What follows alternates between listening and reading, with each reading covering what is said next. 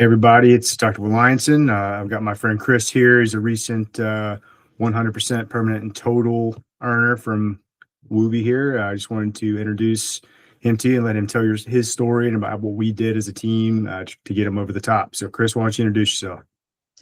So my name's Chris. I served 2005 to 2009 active duty to 13 on the IRR. Deployed to Iraq twice as an 0331 machine gunner with the United States Marine Corps. Been out for a while, never really thinking that I deserved any of the stuff that came from the VA, because a lot of my buddies had it a lot worse than I did. But through the VA and then talking to guys from Woobie and stuff like that, they made me realize that I was kind of owed this stuff, so I had every right to go after it. Absolutely. It comes from one pot of money. So when Congress appropriates it, it's not like you're robbing Peter to pay Paul. The money is there. And if the VA doesn't use it, they just reallocate it to themselves. So it doesn't go to veterans necessarily, right? So, those benefits are earned. We say that not as a slogan or catchy or, cheesy, but it's true. You earned it one way or another. And everybody's experience, is different, obviously. We all have people that did more than us or went through harder times or went through worse injuries or experiences. But, it's not really about comparison games. I'm a big believer in that, because that's how a lot of stuff gets swept under the rug. Not only for like treatment and, looking in the mirror and really addressing the problems that we all have, everybody in the community, me included. But, it's what you're owed. Like you said, like you earned that. And I'm glad you did it. So when you got out, did you do a disability claim on your own first, or because when you came to us, or like, how did we start? I mean, like I said, I got out of active in 2009, and it wasn't until a year or two ago, something like that, that my wife, she was pushing me. My mom, my mom was like the biggest supporter of veterans. Like, she tells me about discounts more than I even know about them. She's like, "Oh, there's a military discount here. Did you ever get that? Did you get that? Did you ask them? You should be asking them." And I'm like, "All right, mom, like, it's all right, chill." Yeah. But it's good to have a good mom like that, for sure. I'm kind of like you. It's like I kind of hesitate to ever say it. I don't like. It's an awkward feeling sometimes. It's kind of like, all right, the sure. worst part was she was like, you couldn't have found somebody more against me joining up at first, but I guarantee you there wasn't a prouder person on Paris Island that day. There wasn't a prouder person than my mom, and she stuck with me through the whole thing. So. I'm glad she pushed me, and I'm sure she was there for you. And obviously, the benefits on the back end is nice, because let's be honest, I don't care whether you're a low level officer and certainly enlisted, you're not getting paid much while you're in. It's not just about money, but we talk about service. Obviously, I serve too, so it's I'm talking about all of us, whatever your MOS was, whether you're infantry, Marine, or whether you're with medical in the Navy like me.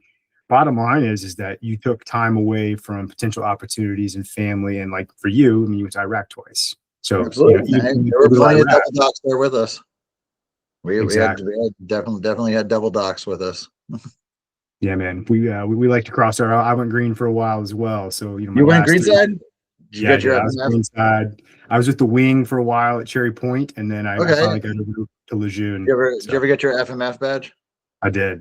Dude, I heard once you go green side, you get that. And if you go back to blue side, you're like a god amongst like sailors. It's true. It is kind of true. I never fully went green. I kind of went to like a bluish green when I was at Lejeune. I kind of crossed over, got away from operational because they needed me. COVID happened, and so they stole me and like pulled me back into the hospital to do a bunch of stuff. So, but for the provider, once you go green, it's like it's very, very hard to want to go full blue again. With just hospital-based medicine, it's awful. So I was glad to get out myself. Yeah, it's a different world. Yeah, man. So when you did your first claim, I think you came to us. Did you already have 50% on I had a 50% for PTSD. I had talked to a VSO, and that wasn't the great. Like, I'm not discounting him. I'm sure he's got a lot on his plate and stuff, but like, there was one guy there that I had been recommended to, and I went and I actually talked to him. And then by the time I got back around, there was somebody else. I guess he had retired and stopped volunteering, which is fine. I mean, I don't dislike him or anything for it. He was a good guy, and he's the one who convinced me to go and talk to somebody, get the DBQs filled out, all that stuff and everything. And he gave me a plan to put in place, and then I did that, and I ended up with a 50% rating for PTSD. But even that, I went to the VSO and talked to him, and I was like, hey, I need this submitted by this date. This is my end date. I have to get this in by this day. And then like 3 weeks later, I get a call, and this lady's like, oh, you have some stuff here you got to come pick up. And I'm like, well, Pick up. what do you mean I have to pick up stuff? She goes, oh, yeah, there's this whole file here that's got your name on it. And I'm like, yeah, that's the thing that's supposed to be submitted. And she goes, what do you mean? And I'm like, I literally turned this in for you to submit by this day because that's when my intent to file's up. And they go, oh, well, I'll let them know. And I'm like, it's 2 weeks past my intent to file. What are you talking about? You're going to let them know? Like, this was supposed to be done weeks ago. Dude, let me I missed interject. out on a whole year of back pay on that. So here's the thing, like, I try not to slander people, especially, maybe to their faces if it's an individual or even institutions, right? Because there are always good people and well-intentioned people within government bureaucracy and the VA and the military. Yeah, you know how it is, right? Like, we say Marine Corps and like, yeah, everybody's a Marine or, the Navy, but there's a lot of shade and maybe not great people in there too that are cutting corners, gun decking stuff. And here's my stance is that the VA is notoriously variable, kind of unprofessional, and it's kind of a shit show. Yeah, and, no, absolutely. And I say that with as much love as possible. And that's one of the commonalities that I think we all see. And whether you're politically correct or not, it's just the elephant in the room, right? Whether you like, Secretary Collins is a great guy, seems like he's well intentioned, but like, let's be honest, like that ship is sinking. It's just not efficient. They're talking about how fast they're getting claims done, and that's great. I'm glad claims are getting processed faster. But what I see is, I want accuracy. I want fair rulings. If it takes you twice as long to do the right thing, do that. Yeah, right? I'd rather wait the extra time. It don't bother me. Absolutely. Many times I feel that they don't even read the packages, or like in your case, there you go, you had a package and you're going, well, submit it. It shouldn't take, you as the veteran to have to tell them what to do. They should know what to do, but they don't. And then VSOs, that's another thing, because the veteran support officers that they basically have to do trainings, they learn the system, but they have to sign the dotted line with the VA. So they're cronies indirectly, but not getting paid for it, which is fine. What a great service, right? Truly volunteering to help people. That's awesome. I think it's badass, frankly. But the truth is that they're not motivated most of the time. They don't really know what they're doing necessarily, and there's no incentive. It's hard because then you hand it and trust somebody like that. And again, it's variable. They're not all good. And I had a VSO for mine too, because I didn't know what I was doing. I'm like, well, somebody please help me. I don't know what to do. Yeah. And you're at their mercy. And like, I don't think that's the best way to do it. And obviously I'm biased because we take the role of a VSO without signing the dotted line of being crony. So we don't submit. We're not allowed. No one is, unless you're a VSO, allowed to submit for the veteran. Yeah, I see what they're trying to protect against, like fraud. You're not going to run Somali daycares out of the VA or out of Woobie, but like the truth is, like, I see why they want to keep the veteran strictly involved or have some sort of oversight of it. Totally get it, but that's what creates the bottleneck, because then now what's the veteran supposed to do, right? And people quit, they bail on their claims, I'm not doing that again. Dealing with VSOs that don't care, that retire, and so I had a relationship with this person, now it's over. And so it's a shame. So I'm really proud of what we're doing at Woobie because, we're common sense people. We tell people the truth. We shoot you straight, like hard times, difficult challenges, denials. Like we're dealing with the VA still. It's not like we control it or it's some sort of like shady deal where we have a lever that we pull. No, we fight with truth and evidence and building claims with truth and with your evidence and building new evidence. So, in your case, I know you had come to us and then, I kind of reviewed before this. We went after sleep apnea pretty hard, and that was a really crucial one. And I find that is a lot of people have questions about it. Some people say, "Oh, that's an easy one to get service connected." Sleep apnea is highly rated. They gave me 100% on that, flat out. So I have the 70 on the PTSD that got upgraded, and then they gave me a flat out 100 on that, and they included permanent and total for it in that letter. And I was like, okay. Well, that's what I see too, is because when I talk about variability, some people, like, that's an outlier to the way right of the curve, which is awesome, right? You got 100% permanent total with one condition. Now, we don't expect that. Typically it's 50, but then the narrow gate is trying to get service connected. So, whether you get a direct service connection, I find sleep apnea is actually very hard to service connect, just on average with looking at kind of aggregate numbers and stats. But one of the best routes, and I've seen it time and time again, if you know the medical literature like I do, you know the case law, you know the VA pattern and kind of how they argue, is secondary connections. Getting sleep apnea secondary connected to a mental health disorder, whether it be PTSD or depression, especially one of those two, is super common because it makes sense pathophysiologically. So tons of studies show it. And that's a route that we try to take. And why I think behavioral health is so important, because if you have what you did as PTSD or even depression, anybody else out there, as a primary service connected condition, well, now it's like a roundabout. You can secondary connect conditions that the VA is not going to deny you have the condition. They're just going to play administrative games and lawyer games and try to say, well, yeah, but it's not service connected. We don't believe it's service connected. That's the running joke for everything. And like, I even said it at work today, even though half the guys I don't work with aren't veterans, but like somebody like hit his finger and I was like, nope, not service connected. I had a guy who had a dismounted IED blast exposure that they were trying to tell him that his neck pain wasn't service connected. Nope, not so. No, why would it be? That? And I'm an orthopedic surgeon by training, so like, the common sense things that people think that are, well, this is a slam dunk and like this is obvious. Like, I'm telling you that's where there's the crooked nature of it, where they will argue that the sky is yellow over and over and over, and well, it's clearly blue. This guy was an infantry marine, was in Iraq and got blown up, like whatever the story may be, or was on a ship and did this and it literally had an incident documented, fell down a ladder well. But no, that ankle fracture. I'll even throw my own personal medical out here for a second.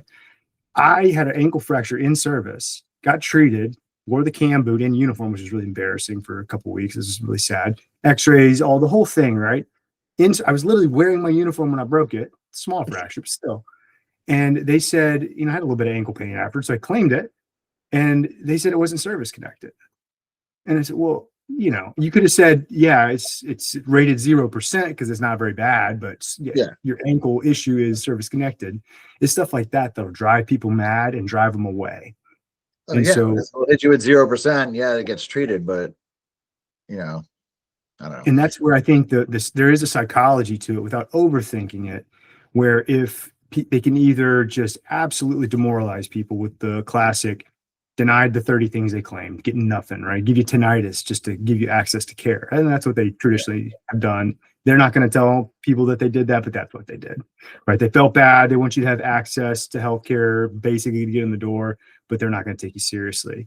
And then, or they'll throw you some chump change. I see some people get that 30 to 50% range, make it real difficult, spread it out over a year or two, and then knowing full well that 90% of people or some number of people will not come back and reclaim because they're like, why would I'm good, whatever. Why would I reopen the door for you to investigate other stuff? And you're going to come back and be like, oh, well, we're going to do what is it, C&P exams on everything again real quick, and we're going to downgrade your other rates, but we'll give you another little tiny rating that'll put you right back where you were to begin with. Exactly. It's a total chess game that they own. It's like a bad casino where they set the rules of the table games. Like, it's kind of from Vegas Vacation. Guess the number. Exactly. And it's just it's classic. I love that movie too. That's funny. And it's sad because it's supposed to be black and white. And in the military we talk about ratings. Like for BAH, for example, there's not supposed to be gray area. Really, it's either you rate BAH or you do not rate it. So the same thing when we use VA ratings, they have this huge 38 CFR legal code, like the US code of how to, regulate this stuff. And it's supposed to be black and white. And it's so gray. And it's like for sleep apnea, it says, if there's a CPAP, you rate 50%, but then they'll try to argue it. It's silly. And, it just goes, it's why my hair is turning gray and it drives me nuts. Cause it's like, I can see 10 claims that are very similar. Obviously, there's different details to some degree, but sleep apnea, for example, like you said, if you are service connected with the CPAP, you should get 50%, right?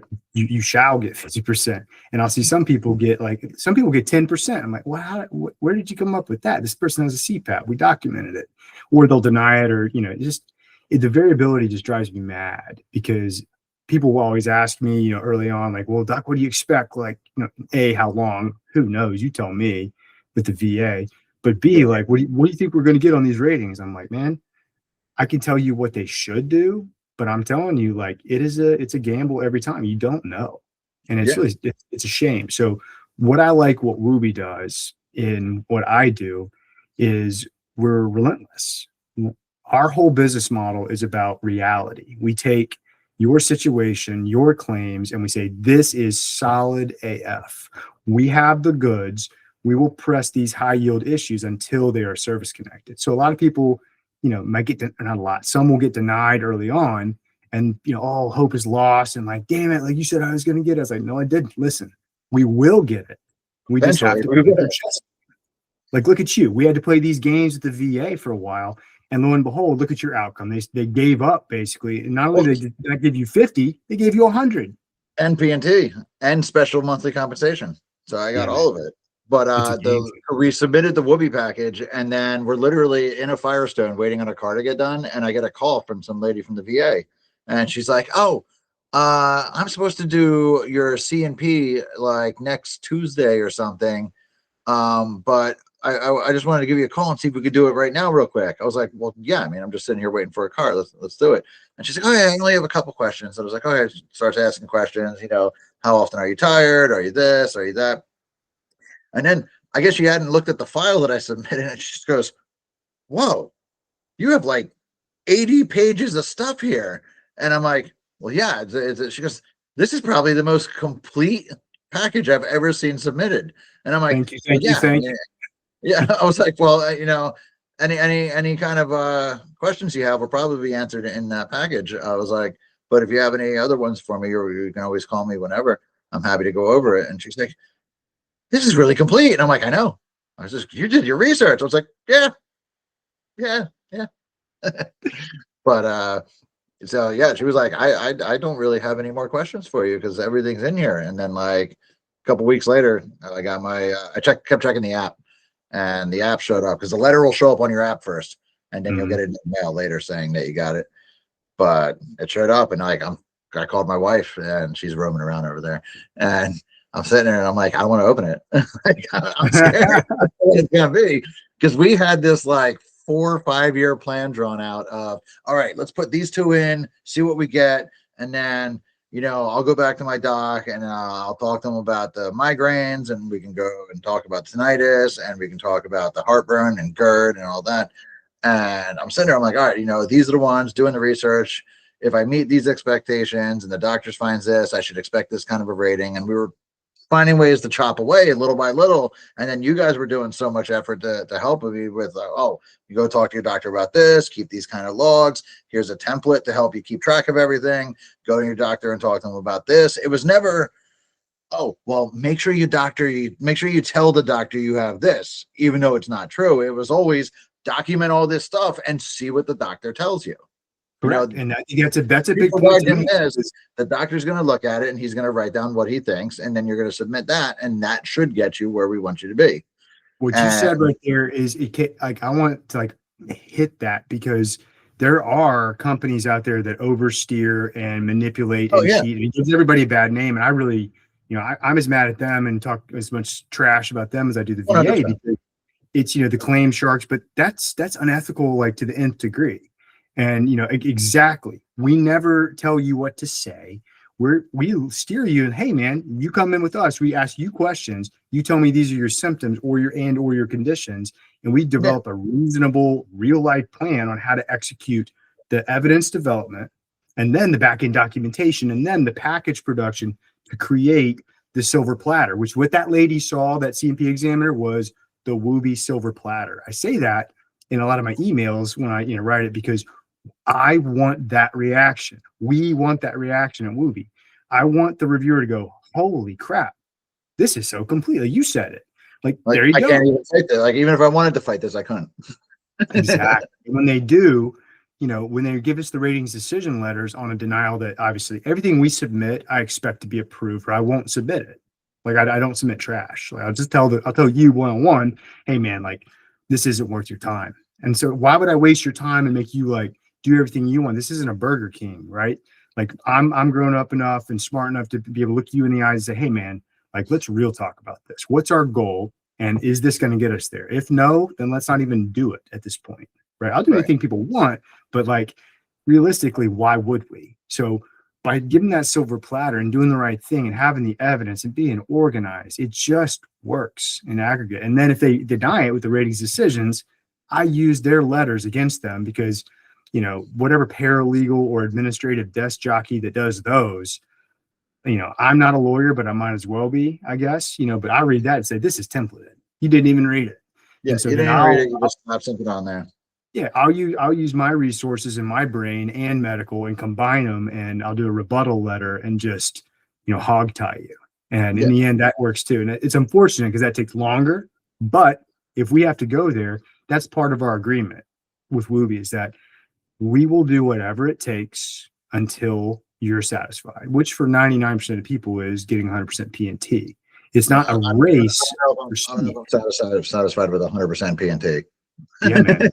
And that's the thing is like some people get in this like race for speed mentality, which I understand if there's things going on in your life and you need the benefits and that I totally get it. And I'm with you too. I'm impatient, but really it's a race for destination. We want to get people to the final destination as expeditiously as possible. That's realistic.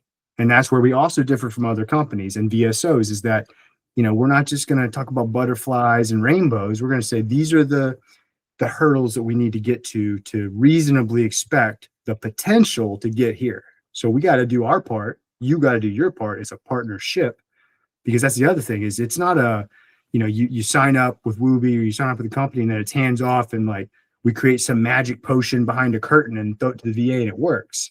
That's smoke and mirrors and bogus. And anything in life worth having takes effort. So you know, you did your part, right? Like you got the documents we needed, the personal statements we crafted together, you know, we worked hard. Yeah. And then, I mean, like you were saying, the other companies that'll oversteer and do things like that. If that's the case, you know, if that comes back, that's not on you guys, that's on the veteran, right? They're going to come back and like, oh, well, you submitted this, you signed the line saying that all of this was true. And we found out it's not true. And now it's on them to go after it. To some degree, though, I take, you know, as a MD and a physician, you know, everything I write my name on is true. From all the way back, you know, when I was in med school on, you know, to residency, to military, to now in private practice, you know, if I put my name on it, it better damn well be accurate and true, right? So that's the other thing, inaccuracies, like that's, I can read a medical note and say, this person's just lazy and didn't even read their own writing. Like it's inexcusable as a provider, in my opinion. So I say, if my name's on it, you know, it's true. And I, when I read my own documents in back, I know that I didn't gun deck stuff. I didn't cut corners. Everything I wrote, I meant, and it was backed up by evidence. So that's just a better way to live and to do business. You know what I mean? Yeah, 100%. But then you get these companies that are run by lawyers or, you know, marketing gurus and things like that. And yeah, they'll hide behind their company and, you know, no liability type stuff. But that's fraud. Like if you're lying and doing shady shit, you know, not only, you know, legal fraud or business type fraud, but that's just bad karma. If you do the wrong thing and you cheat or lie or steal or fudge or gray, like that catches up to you. We don't do that. And I would refuse to ever be a part of anything like that. And then when the company builds a whole story behind it, the veteran has to learn that story and be able to regurgitate it back on command. And if they can't, then they're going to find discrepancies and it's all going to fall apart. No way. That's why the way we did things, it worked out beautifully because all of it was true. So when you're not lying about stuff, you don't have to remember anything. You just tell them exactly what happened. I've had a couple people that'd be like, "What should I say, Doc?" And I go, "I don't know. Tell them the truth. Tell them the truth." Exactly. And it's like that's the thing is like they're almost like shocked that I said that. Like they're like, I'm gonna give them a cheat code. Like, dude, there's. I mean, like if something's wrong, something's wrong. But if something's not wrong, then that's gonna come out too, and that's okay. We'll work with other stuff. Yeah, and my thing is like educating, right? I can educate you on how the VA rates things, or you know, anybody can Google that kind of stuff, right? Like you can Google conditions, Google the ratings formulas, like that. You don't need a company to do that, but then I can educate you and like counsel you on, well, you know, what I see with, you know, not only like my own claims, but like megadata and the things I'm looking at and trends is I can tell you, hey, sleep apnea is secondary to PTSD. Very good rationale. We should go this route. That's what you get with Woobie is that it's not, there's some gestalt and some experience behind it, but it's not just, oh, trust me. There's data. I research. We work as a team. You know, I could say things one way in my personal notes, and the VA is going to look at it and they're going to take exactly what I said and twist it so it doesn't meet that standard. Woobie knows the correct wording that the VA needs to hear in order for it to actually apply, and then they have no way of twisting the words out of it. Correct. Although No. sometimes they'll still deny things when we do it the right way, and then I will have to rebut them and say, now wait a minute, your raised decision letter said X, Y, and Z. The previous package letter / DBQs said X, Y, Z, and even double Z. So what are we doing here? Yeah, literally, I'll write it in that fashion, but professionally, with that legal twist, to it, case law, like, good medical journals. Google, how do I say this professionally? Pretty much, right? Like I've kind of had to do that at some point. It's like, how do I, verbalize? I'm kind of a free writer, free texter, but like, how do I professionally argue and say you don't know what the hell you're doing? And I do it all the time in my head. I'm like, this is what I want to say, and I'm like, ChatGPT, I need help. I need to say this without getting in trouble. It's like those reels and memes where it's like, veterans in their first civilian job. It's like, I cannot say it like I want to. Like, don't speak military. I had so much trouble doing that when I got out, and I'm like trying to say things, and I'm like, I can't say some of this stuff because I'm going to end up in HR. The thing is, it's true, and that's why I love Woobies, because we're all veterans, right? So I mean, let's keep it professional. Even where I work now, the sewer division is great because it's all the guys. I can say whatever I want, and nobody really cares. I mean, there's a saying, you cuss like a sailor, so I feel like I can lean on that a little bit. Well, surgeons are building, right? Yeah, man. And surgeons are notoriously kind of hot-headed and maybe a little bit tempered and that kind of stuff. So like, I got the worst. And if the patient's knocked out, they can't hear it, right? I'm always nice to them. I may be yelling at the scrub tech or something, but no, I'm just kidding. But man, I'm real happy for you. This stuff literally is not a task or a chore for me when I do these interviews with people. It keeps me motivated. So I really enjoy it. I like sharing it. Obviously, I want other people to hear it. Obviously, I want marketing. I want people to hear about our company, help our friends and grow the company. But at the same time, it's a celebration without sounding kind of gay about it. Like, this is why I do it, because you now are. I mean, you were in the Navy, right? That's right. Exactly. I expect that from my Marines, man. But I always backed it up, man. I always backed it up. I had my 300 CFT, like, I walked the walk. Dude, I hated. They did the CFT like probably like 6 months or something before I got out, and they're like, "You need to do this," and I'm like, "Why?" I was like, "I'm gone in 6 months. It's not going to affect my cutting score." Yeah, man. I was always trying to get those perfect scores so I keep that credibility. You know what I mean? I hated that CFT, man. Yeah, no, it's fun. I was in the desert when I did mine. It was we were kind of like south of Yuma, so like Ox 2, like right on the border, and we were there for 3 months doing a debt down there, and we set up did this CFT and all that kind of stuff, and so I got to rock it with the guys. Yeah, I did all of mine at Lejeune, thankfully. I don't think the closest I would have been was 29 Palms. I don't think I ever ran a PFT out there, thank God. But nice out there. Yeah. But yeah, man, I love doing this stuff because this keeps me sane, because I'm one of those guys where, there's an OCD level perfectionist. So like, I focus on the things that are broken. And as orthopod too, it's like, I'm not worried about the stuff that's not broken. I'm worried about the things that are. So sometimes I can hyper focus on the problems and fighting. So taking a break, hearing your story, what we did is like an exhale and like, all right, it works. And that's the good thing I'm noticing is we've had in the past year, about 120 people get to permanent and total 100%. Like, if I died tonight and, I'm on my way out, fading away, I'm like, there's a few people out there that their lives are better for what I did. Makes 100%. Me feel real good, man. And like, it's not about me, but like, if I'm doing it, I actually care, I think that's the difference at Woobie too, is like, I actually care. We care about the result. And I think it transfers, like anybody in the military or in general, but definitely Marines and anybody that's been in and done stuff, when somebody's full of shit. When somebody's fake empathying you, right? Like doctors are the worst at it. It's like, oh, tell me how you feel, but they don't give a shit most of the time. They're just doing their job. And like, that's not what I do, because like, I can't fake it. Like, I've been through enough stuff in my own life where, I can't fake it. I can't fake care. Either I do feel or like don't. that's what put me off from going. Like before any of this VA stuff, I mean, you can even ask my wife. She literally had to force me to go to an emergency care because for like 3 weeks I was hacking up a lung and I had bronchitis and I just didn't want to go to the doctor because I'm like, I don't like them. But you're stubborn too, maybe. Yeah, no, that's the No, thing. 100%. Yeah, We all are. Listen, I'm sure I'm a she's over doctor. there smiling. I hate going to the doctor. She's Like, I not, mean, anybody. there she is. Yep, she's Yeah, smiling. She heard you. made her crack up. Good. Yeah, she heard you. She knows I'm stubborn too. Anybody that wants to go to the doctor has that victim mentality probably, or kind of crazy. Like, who in their right mind wants to waste their time and go deal with the medical system? Right? Well, Not me. and as far as I was concerned, I was a god and I would just heal myself, but she wasn't having it because she couldn't sleep. Now you sound like my special operators, man. When I was at Portsmouth for a while, and we got to go out to Dam Neck and see some of the Dev Group guys, and like I swear to God, like they would say the most ridiculous and heinous stuff. Now they're badasses, obviously, like they're tip of the spear, but they'd be like, "No, doc, I heal faster," and mean it. I'm like, come on, man. Like I love you. Like you could kill me, maybe, but Maybe.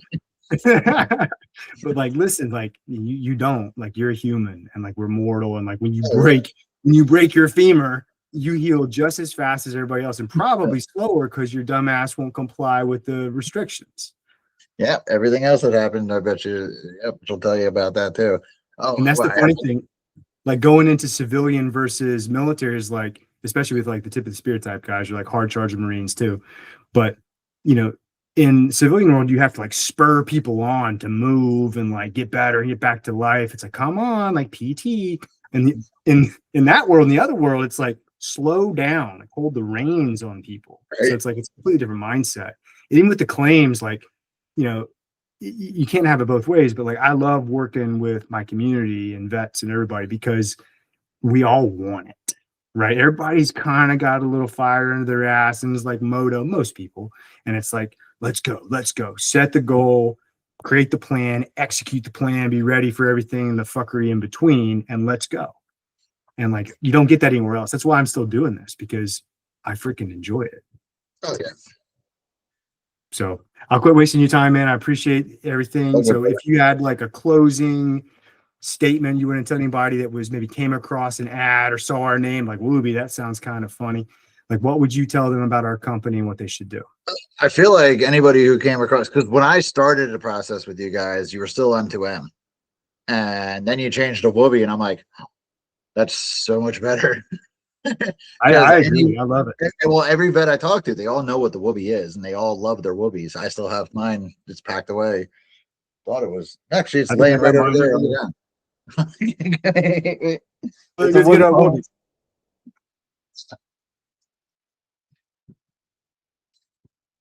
I got mine. I got my 0 Foxtrot, baby. Still have it. Hanging right here, bro.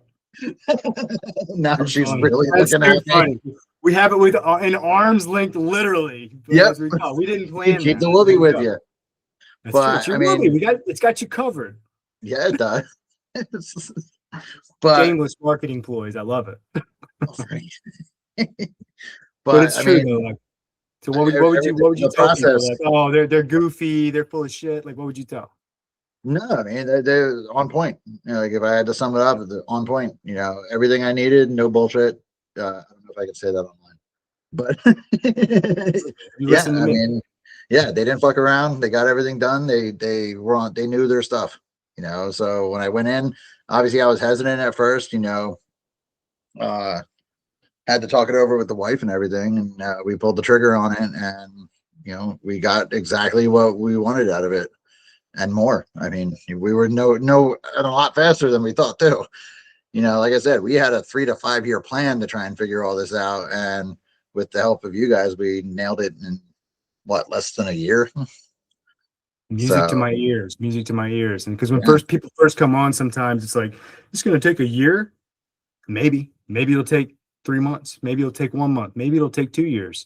But all I can say is that I'm going to shoot people straight, and I'm going to, no nonsense, create the solution, right? Well, like figure out a plan and then adapt and overcome, make it happen. And I wasn't even upset about the whole year because I mean, at the end of that year, you got all that back pay. Just make sure you get your intent to file in and keep to that deadline. And like I said, I wasn't expecting 100% off the bat, but that 100% plus special compensation after a year, it hit nice when it hit the bank. I was like, Game changer. And then you throw in the yeah. benefits and stuff and education and tax breaks. Oh and yeah, like, and then I live right outside Fort Dix, so I'm 5 minutes. Where me and the wife are about to head to the gym on base because we have our ID cards and everything now that I got the 100%. So we go on base and hit the commissary, hit the exchange. We go to the gym, all the MWR stuff that's available to us now. You know, and that's one of the reasons I bought the house where it is, or one of the reasons I was fighting for it. You know, is because I knew eventually we would be able to get all these benefits available to us, and now tax-free shopping on base. We're actually about to take a trip in May down to Lejeune. She wants to see my old base. So we're going to go. We're going to stop at Quantico. I want to stop at Norfolk. I want to stop down in Lejeune, show her all the stuff, stop at the Marine Corps Museum, check all that out. And we're going to stay on base. We get access to the hotels on base now and everything. So that's awesome. I mean, well, hit me up. I'm still in New Bern area. So like between you're in New Bern, okay. And Cherry Point. Yeah. So I stayed after I love it here. So I'm in like Trent Woods area. Well, to grab a beer then. Holler at me. We'll definitely share a beer. I'll bring my wife and we'll have a meal or something. We'll go grab dinner somewhere. Sounds good, brother. Hey, Chris, appreciate the time. Glad we made it work. Again, stay in touch. Let me know if I can do anything, and appreciate all the trust, man. I appreciate it, Doc. Thanks. All right, brother. Later. Later, bro.